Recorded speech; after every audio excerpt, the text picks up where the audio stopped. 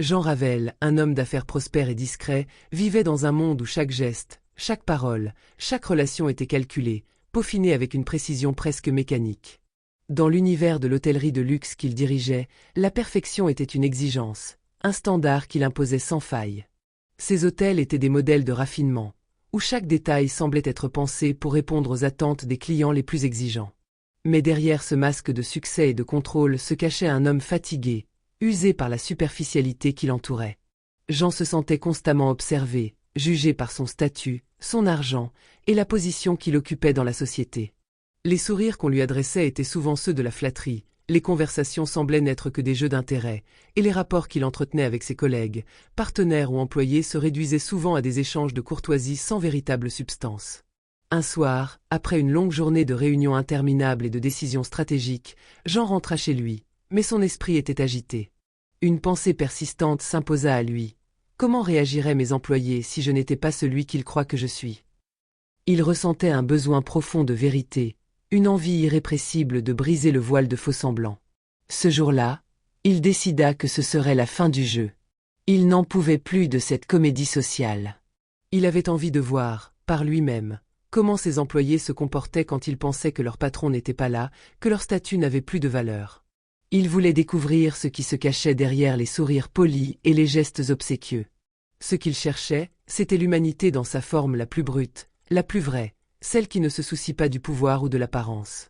Jean avait pris sa décision. Ce matin-là, il se rendit incognito à l'un de ses hôtels les plus prestigieux, un établissement où les clients étaient habitués à un service irréprochable, presque cérémonieux. Cet hôtel incarnait tout ce que le luxe pouvait offrir, de l'élégance des suites à l'opulence du hall, et il savait que personne ne se risquerait à douter de l'excellence du service ici.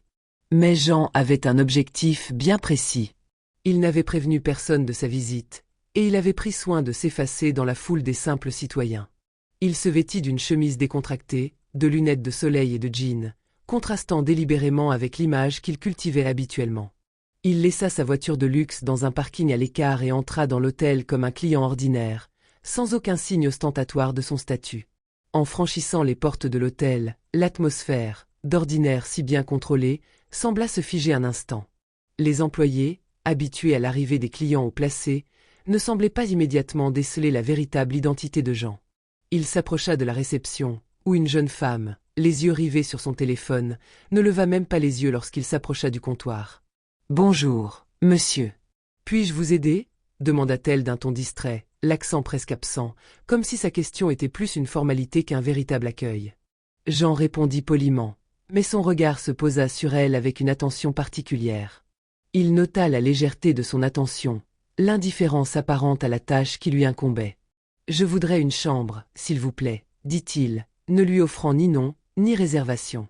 La réceptionniste le regarda alors comme un obstacle à son monde parallèle, ses yeux se levant brièvement du téléphone avant de tomber à nouveau dessus. « Nous n'avons plus de chambre disponible, désolé, » répondit-elle avec un air agacé, comme si sa journée était déjà trop longue. Mais ja n'insista pas. Il savait très bien que l'hôtel avait des chambres disponibles, mais il était plus intéressé par la dynamique du pouvoir à cet instant précis. Il se contenta de demander, d'une voix calme, où se trouvait le restaurant. « Il y a un restaurant très chic au dernier étage. Mais si vous voulez quelque chose de plus simple, le café au rez-de-chaussée devrait suffire, » dit-elle d'un ton désinvolte, comme si elle n'avait pas le temps de s'occuper d'un client qui ne correspondait pas à l'image de luxe que l'hôtel affichait habituellement. Elle ne fit même pas l'effort de lui sourire, se contentant de reprendre son regard figé sur l'écran de son téléphone. Jean sourit intérieurement. Il se leva, se dirigea vers le café au rez-de-chaussée, le cœur un peu lourd de voir à quel point l'indifférence et l'arrogance étaient devenues monnaie courante dans cet hôtel. Il ne pouvait s'empêcher de se demander combien d'autres clients avaient dû subir ce genre de traitement. Le lendemain matin, Jean se leva tôt, presque par habitude. Il se rendit dans le restaurant de l'hôtel. Un jeune serveur l'accueillit avec un sourire un peu forcé, comme si l'étape d'accueillir un client faisait partie d'une routine, mais que quelque chose dans son regard trahissait une certaine gêne. Jean choisit une table discrète, loin des regards, dans un coin, tout en observant attentivement les autres employés. « Bonjour, monsieur. Que puis-je vous servir aujourd'hui ?» demanda le serveur, son ton affable, presque trop soigné, comme s'il répétait un script appris par cœur. Jean lui répondit calmement. « Je prendrai un café, merci. » Le serveur s'éloigna et revint quelques minutes plus tard avec la commande, mais Jean remarqua tout de suite quelque chose dans son comportement. Une hésitation palpable, un léger manque de confiance dans son geste. Le café lui fut servi sans un mot supplémentaire, et Jean sentit que le serveur était plus préoccupé par une forme d'incertitude que par l'idée d'offrir un service de qualité.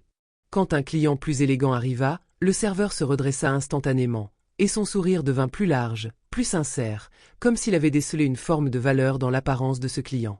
Jean, qui observait discrètement la scène, comprit immédiatement.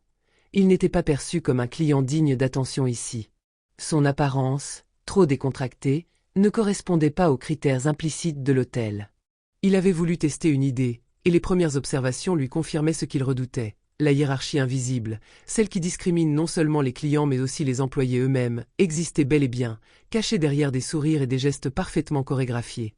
Jean Ravel commençait à comprendre que ce qu'il avait imaginé n'était que la surface d'un problème bien plus profond. La question n'était pas seulement celle du service, mais de la valeur que l'on accordait aux individus en fonction de leur statut et de leur apparence.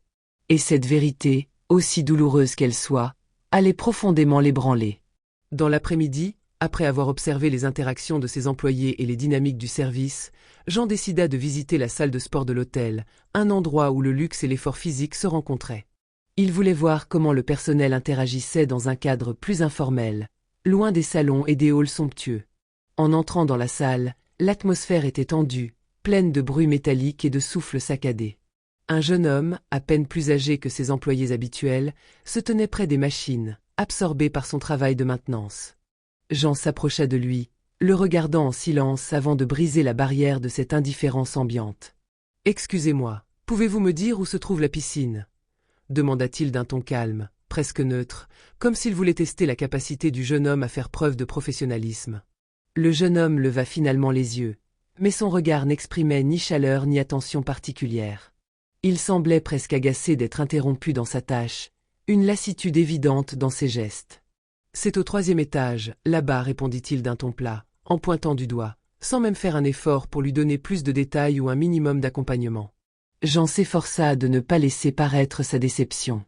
Il était évident que ce jeune homme, comme beaucoup d'autres employés qu'il avait croisés, ne voyait pas ce qu'il pourrait considérer comme un client important. Il lui adressa néanmoins un sourire poli avant de s'éloigner pour se rendre à la piscine, cette fois-ci seul, ses pas résonnant dans le vaste hall désert. Jean se sentait étrangement détaché, comme un simple spectateur dans un monde qui ne semblait pas faire de distinction entre les individus.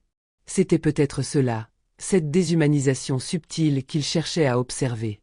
En arrivant à la piscine, Jean se sentit un peu plus apaisé, l'eau calme et cristalline devant lui offrant un moment de répit. Pourtant, il ne pouvait s'empêcher de réfléchir à la rencontre qu'il venait d'avoir.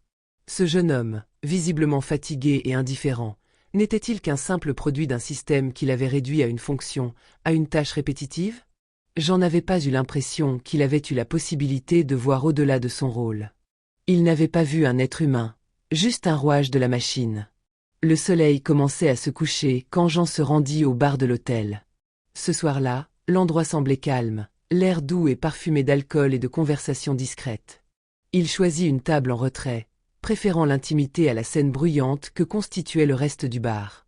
Il s'installa confortablement, écoutant les murmures autour de lui, ses yeux se perdant un instant dans les lumières tamisées qui illuminaient la pièce. Il n'eut pas à attendre longtemps avant que le barman, un homme d'une trentaine d'années, se dirigeât vers lui, mais il était déjà absorbé par une conversation animée avec un client assis au comptoir. Jean attendit, son regard parcourant la pièce sans vraiment se fixer sur quoi que ce soit, comme s'il attendait un signe, une réaction, mais rien ne vint. Finalement, après un long moment d'indifférence, il s'adressa au barman d'un ton calme mais ferme. « Une bière, s'il vous plaît. » Le barman leva à peine les yeux, un geste presque mécanique, puis hocha la tête d'un air distrait. Il s'éloigna rapidement pour préparer la commande sans plus de cérémonie. Jean, comme à son habitude, observa tout cela dans un silence réfléchi. C'était un spectacle récurrent, les employés qui semblaient plus intéressés par leurs propres préoccupations que par la qualité du service qu'ils étaient censés offrir. Ce qui le frappait, c'était la distance invisible mais palpable entre lui et ceux qui l'entouraient, une frontière que ses employés franchissaient rarement, sauf quand il était perçu comme un client au statut élevé. Alors qu'il attendait, un autre homme, bien habillé, s'assit à côté de lui. Il lui jeta un coup d'œil avant de commencer une conversation banale. Je vois que vous êtes un client fidèle ici. Vous connaissez bien cet hôtel, dit-il, son ton ouvert et amical, mais d'une manière qui semblait plus intéressée par l'idée de faire une nouvelle connaissance qu'en savoir réellement sur Jean. Jean sourit intérieurement à la remarque, la trouvant à la fois ironique et révélatrice. L'homme, sans savoir qui il était vraiment, l'adressait comme à n'importe quel autre client de passage. Il n'y avait aucune curiosité, aucune volonté de comprendre, juste un échange superficiel, dicté par les règles sociales de convenance. Jean se contenta de sourire, répondant poliment « Oui, je viens ici de temps en temps ». Mais au fond de lui, une question persistait. Pourquoi était-il traité ainsi, comme un inconnu, un simple visage parmi tant d'autres? Était-ce cette même indifférence qu'il avait observée chez ses employés dans les moments où leur attention n'était pas accrochée par les signes extérieurs de richesse ou de statut? L'homme d'affaires ne savait pas encore que, sous son apparence décontractée, se cachait celui qui possédait cet hôtel. Mais, à cet instant précis, cela n'avait aucune importance. Jean avait voulu voir comment on le percevait sans son pouvoir apparent. Ce n'était pas juste une question de statut. C'était une question de dignité humaine, de reconnaissance. De la manière dont chacun, qu'il soit client ou employé, se sentait invisible ou réduit à son rôle dans ce monde où la surface semble toujours primer. Le barman revint finalement, mais il n'offrit pas un regard, juste une bière posée devant Jean, avant de se tourner vers un autre client. Jean observa la scène un instant, un soupir intérieur s'échappant de ses lèvres. Il était évident que l'hôtel avait un problème de vision, pas seulement dans la gestion de son personnel, mais dans la manière dont il traitait les gens, indépendamment de ce qu'ils étaient réellement. La hiérarchie invisible qui dictait les comportements l'avait frappé de plein fouet. Les employés ne voyaient que ce qu'ils voulaient voir, et en ce moment-là, Jean n'était qu'un simple client parmi tant d'autres. Mais il savait que tout ceci était bien plus qu'une simple observation. Cette expérience, ce test, allait le mener à des réflexions profondes sur la nature humaine, le pouvoir et la façon dont il était perçu dans ce monde qu'il avait lui-même contribué à façonner. 3 jours passèrent, et Jean en avait vu suffisamment. Il décida qu'il était temps de mettre fin à cette expérience. Il convoqua tous les employés dans la grande salle de conférence de l'hôtel. Lorsque tout le monde fut rassemblé, il se leva, ajusta son costume et leur annonça. « Je suis Jean Ravel, le propriétaire de cet hôtel. Ce que vous venez de vivre n'était pas un simple séjour. Je voulais savoir comment vous réagiriez quand vous pensiez que personne ne vous observait. » Il laissa un moment de silence, observant les visages des employés, choqués et confus. « Je suis impressionné par certains d'entre vous. Votre professionnalisme et votre empathie m'ont montré que vous comprenez ce que signifie vraiment offrir un service de qualité. Mais d'autres. Vous m'avez ignoré, me traitant différemment, comme si l'apparence d'une personne pouvait dicter la valeur qu'on lui accorde. » Jean annonça ensuite les promotions et les sanctions. Le serveur qui avait montré de l'empathie pour lui fut félicité et reçut une promotion, tandis que ceux qui l'avaient ignoré ou maltraité furent invités à repenser leur attitude. Jean Ravel n'était pas qu'un homme d'affaires.